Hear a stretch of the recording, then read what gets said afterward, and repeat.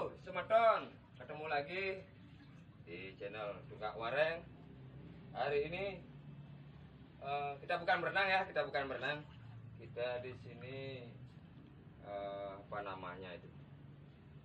mau berbagi tips cara pengolahan bambu agar bambu tercegah dari penyakit ulat dan kutu. Ya, itu bisa dikatakan musuh terbesar untuk para pelayan. Ya, di sini saya akan mempraktekkan cara pengolahan bambu agar bambu bisa awet dan tercegah dari penyakit kutu yang orang Bali bilang bubukan. Nah, di sini biasanya di sini berenang biasanya. Ya, di sini saya sama Kodok sama Ngung itu berenang biasanya di sini. Ya, kita membahas bambu dulu. Selanjutnya tetap ditonton, di like, di subscribe dan di share.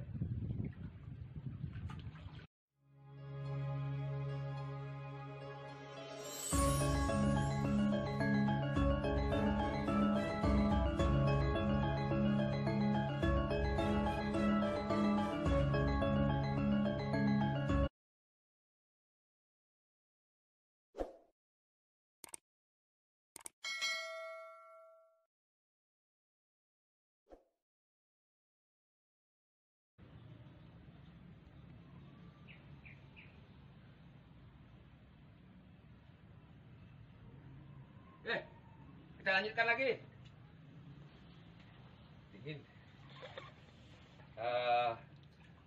Ya, dipermaklumkan dulu karena tempatnya ya di sini biasanya saya bekerja di tempat ini kalau musim kemarau, karena ya musim hujan di mana mana banjir. Jadinya saya tidak bisa bekerja di sini. Jadinya kita pindah tempat ya, kita pindah tempat di depan. Kebetulan juga dikasih izin. Nah, sekarang saya mau evakuasi dulu ya, menyelamatkan bambu dulu. Ya, kita turunkan bambu dulu.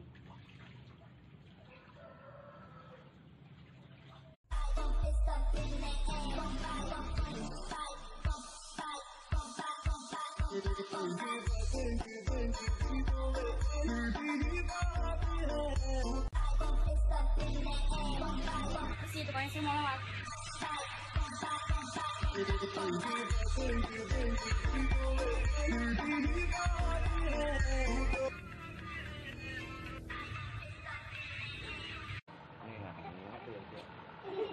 Maaf dulu Anda ya.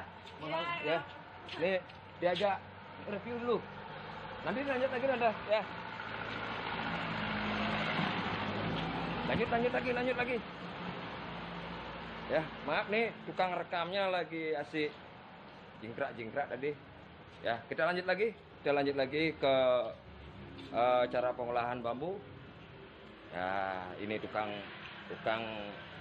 bagian rekamnya nih, ini bagian kameranya nih ya.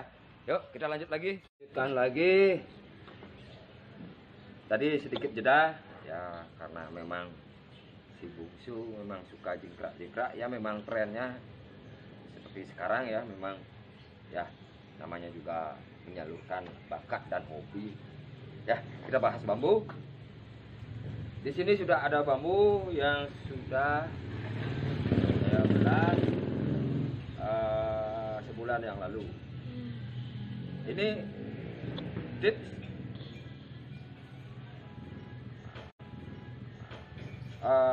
saya kasih tip cara pembelahan bambu. Nah, diusahakan bambu yang kita belah diusahakan dalam masih keadaan ya hijau ya, pas penebangan, atau kita mencari bambu di yang jual bambu atau kita nebang ya, kita biarkan dulu sekitar 5 hari. Selanjutnya kita belah. Nah, pada saat selesai kita membelah bambu yang sudah direcah-recah, jangan dijemur. Kenapa? Karena bambu yang masih dalam keadaan hijau atau basah, jika kita jemur itu akan mengkerut ya. Kalau bisa dibilang orang Bali mengatakan kisut ya, ini kisut bambunya. Kalau dalam keadaan basah dijemur, diusahakan pada saat menjemur taruh di tempat yang teduh. Setelah itu, anggap saja ini sudah ditaruh di tempat yang teduh ya, dalam keadaan masih basah, kita boleh langsung memproses. Kalau bisa ya, kita langsung memproses atau direcah-recah lagi ya. Kita bagi-bagi dulu bambu ini. Saya perkenalkan ini, saya perlihatkan alat-alat yang saya pakai kerja ya. Di sini saya memakai dua pedal ya, yang sudah diasah, karena alat ini mempermudah untuk membelah bambu ya. Terus ada palu ya. Kenapa saya memakai alat ini? Karena setebal apapun bambu sangat mudah dibelah dengan alat seperti ini. Terus saya juga pakai parang ya, kalau orang Bali bilang belakas ya, pengrupak ya. Nah, alat-alat ini yang saya pakai untuk merecah bambu ini. Yuk kita belah.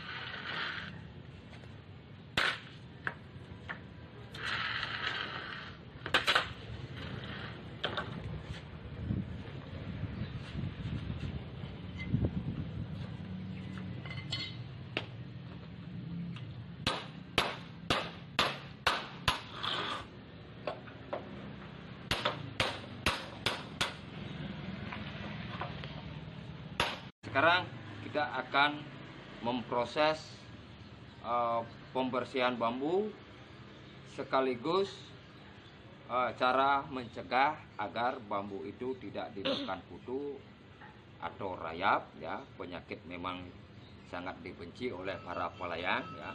Nah, di sini sudah ada di dalam ember ya. Yuk, kamera didekatkan. Nah, di dalam ember ini ya. Di dalam ember ini saya sudah mencampur bahan-bahan yang sudah kita olah ya menjadi satu. Di sini ada pasir, terus ada juga ya tembakonya juga sudah melebur di sini, tembakau atau mako. Terus ada abu atau nonon ya, sudah bisa. Kalau abu ya bisa dicari di dapur-dapur ya, yang masih tradisional, bisa diambil abunya. Terus garam dan air, dan sebetulnya juga bisa menambahkan deterjen ya, karena saya memang tangannya memang ya agak alergi ya dengan deterjen. Saya memakai bahan seperti tadi: pasir, abu, garam, dan air. Nah,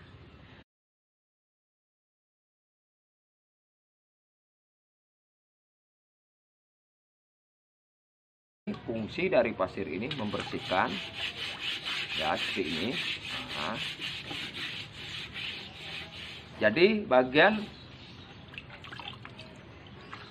kulit ari dari bambu ini, lapisan kulit dari bambu ini akan mengelupas, dan tentunya juga ada istilahnya medang-medangnya itu akan hilang. Nah, seperti ini. Kita pakai abu gosok.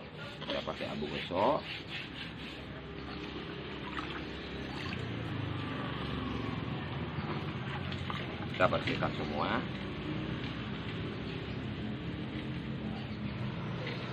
Jadi kandungan tembakau sama garam tadi fungsinya artinya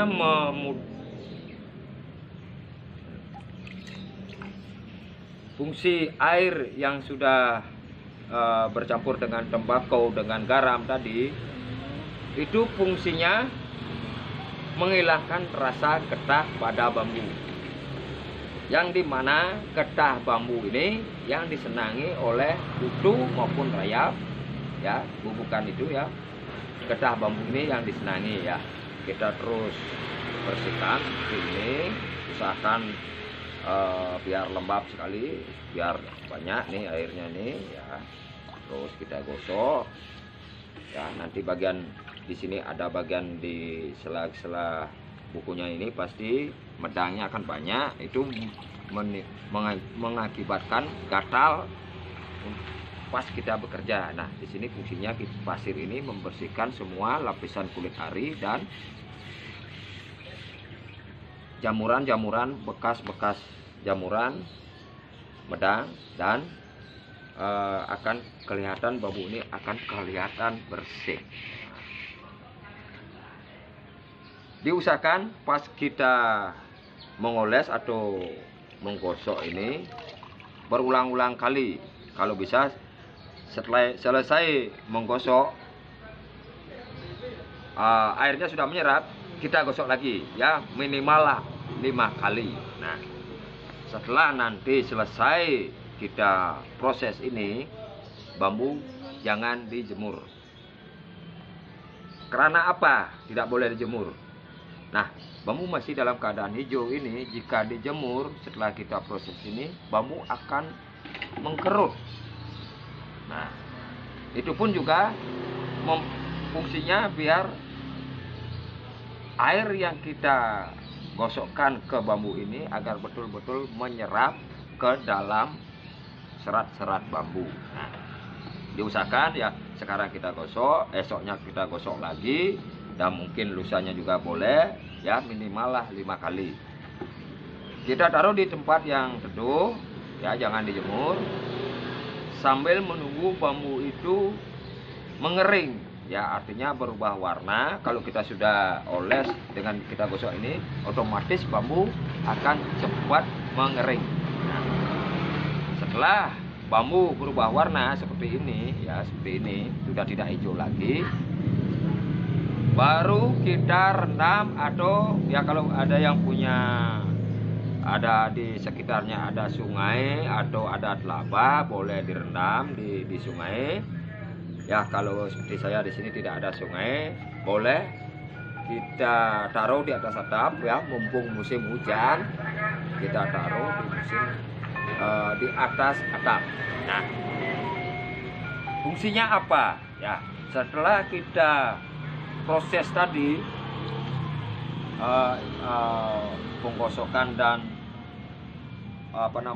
mencegah, fungsinya mencegah larutan tadi itu biar tidak disukai oleh bubukan ya, atau kutu, atau itu ya, kalau orang Bali bilang bubukan. Nah, kita taruh di atas atap. Kalau ada yang punya sungai, ada di sekitarnya ada sungai, kita rendam di sungai. Itu bisa direndam, atau direndam di sungai bisa 2 hari ya, jangan lebih dari 2 hari. Kalau di atas atap, kalau musim hujan, semasih musim hujan boleh ya, asalkan jangan di musim panas. Kenapa? Kalau dijemur nanti pas kena panas, mengakibatkan bambu ini bisa pecah-pecah. Bambu ini akan bisa pecah-pecah. Tentunya untuk proses kita membuat layangan, kelihatan nanti tidak rapi. Kalau pecah-pecah itu pun juga nanti riskan layangannya itu patah ya. Demikian dulu tips hari ini, semoga bermanfaat untuk rekan-rekan, terutama yang menggeluti di bidang layang-layang. Semoga tips yang saya tampilkan tadi semoga bermanfaat, dan tentunya juga bisa dipraktekkan masing-masing pada rekan-rekan. Terima kasih. Terima kasih. Terima kasih sudah menyimak video ini. Terus ikuti channel saya Tengah Wareng, dan kita banyak berbagi tips-tips di bidang pengolahan. Tetap berkreativitas, ajak lestari budaya kita yang ada di Bali. Terima kasih.